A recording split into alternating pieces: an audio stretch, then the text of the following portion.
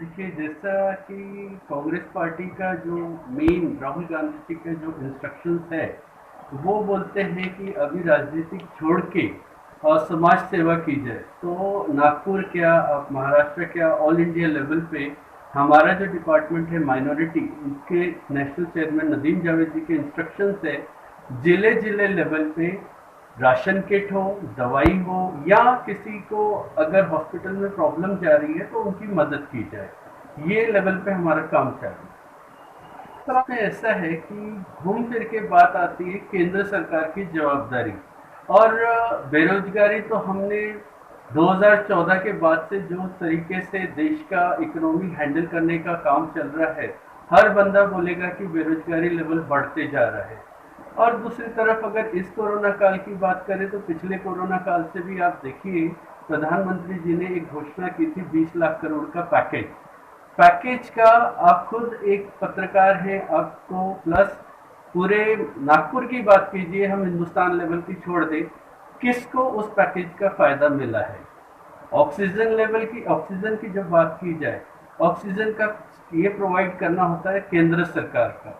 आप खुद देखिए पूरे देश में जो त्राही मची थी, केंद्र सरकार ने क्या सपोर्ट किया और कब किया। जब इतनी जाने गई उसके बाद, वो भी प्रेशर में आने के बाद, केंद्र सरकार ने मदद करने की थोड़ी सी पहल की। तो ये तो केंद्र सरकार जाने की वो क्या पॉलिसी अपना रही है।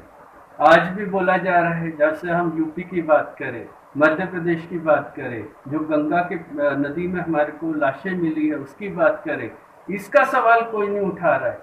वैक्सीन हमारा अधिकार है, इसके पहले भी, आज मेरी भी उम्र 47 साल हो चुकी है, मुझे नहीं लगता कि कभी किसी देश की जनता ने वैक्सीन का पैसा दिया है। लेकिन आज हमसे वैक्सीन के भी पैसे मांगे जा रहे हैं। जनता कहाँ से लाए? गवर्नमेंट का काम है प्रोवाइड कराना, गवर्नमेंट टोटल फेल है, वो कुछ कोशिश ही नहीं कर रही लोगों को मदद करने की। पीएम केयर फंड्स के नाम से पैसा लिया गया। कभी बोलते हैं वेंटिलेटर्स, वेंटिलेटर्स की हालत देखिए, कई जगह वेंटिलेटर्स खराब निकले हैं, उसके लिए कोई कुछ बोलने को नहीं तैयार। पीएम केयर्स का फंड आ रहा है तो सरकार का पैसा कहाँ है, जो सरकार को अपनी तरफ से निकालना चाहिए, जनता को जो पैसा देना चाहिए वो। राहुल गांधी जी ने भी बोला, सोनिया गांधी जी ने भी बोला है कि जनता को डायरेक्ट कैश की मदद की जाए। सेम चीज पेंडेमिक 1 में भी बोला गया, अभी भी बोला गया, लेकिन सरकार जनता को इनके लिए कोई भला करने के मूड में नहीं है। हाल ही में 5 राज्यों में चुनाव परिणाम होंगे, चुनाव जी, हुआ है। उसमें कांग्रेस को कुछ सफलता मिली नहीं। क्या इसके पीछे का कारण है? और आने वाले समय में यूपी बहुत देश का सबसे बड़ा राज्य यूपी में इलेक्शन चुनाव है, इसके लिए आपकी क्या रणनीति रहेगी? देखिए 5 प्रदेश में जो चुनाव हुए हैं, आप खुद कैलकुलेट करेंगे, कांग्रेस पार्टी ने क्षमता के हिसाब से काम ही नहीं किया।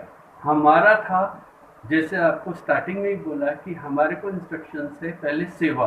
अगर हम ताकत से लड़ते तो शायद परिणाम अलग होते। पार्टी की तरफ से इंस्ट्रक्शंस थे कि ताकत से नहीं, पहले सेवा पे ध्यान दिया जाए।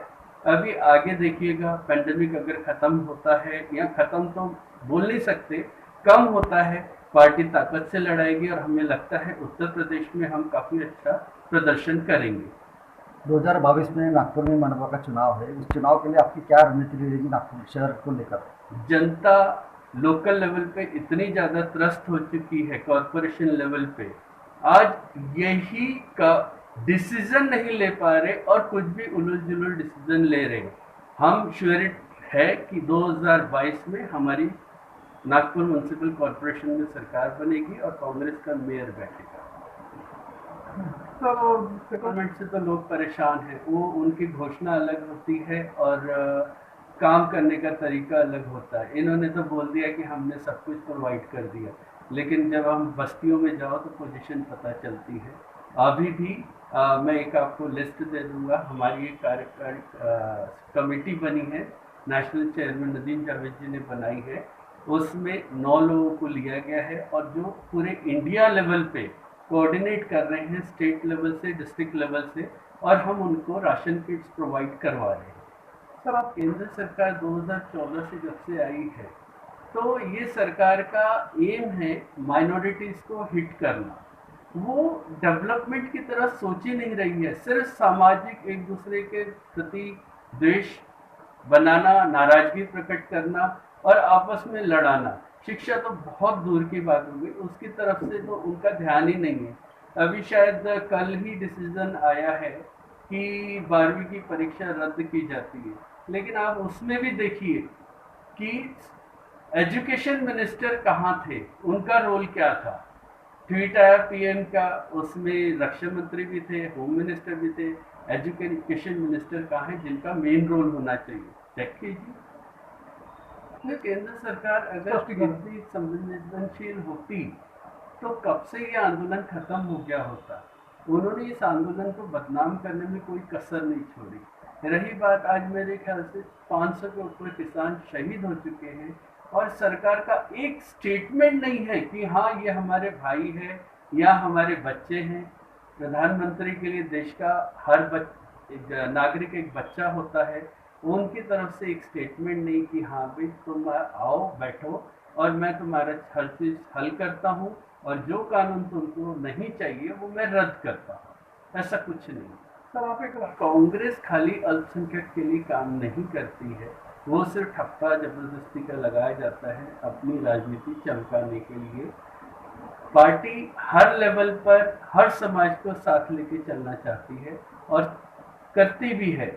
माइनॉरिटीज एक पिछड़ा है जिसमें हम सिख, मुस्लिम, जैन, पारसी, नौबल और क्रिश्चियन 6 समाज आते हैं। अपना हाथ ही ले लीजिए, हर हाथ की उंगलियां बराबर नहीं रहती है, वैसे माइनॉरिटीज में कुछ कमजोरियां हैं, उसको अगर मजबूत करने के लिए पार्टी मदद करती है या पार्टी उनका साथ देती है तो ये बहुत अच्छी बात है। Thank you.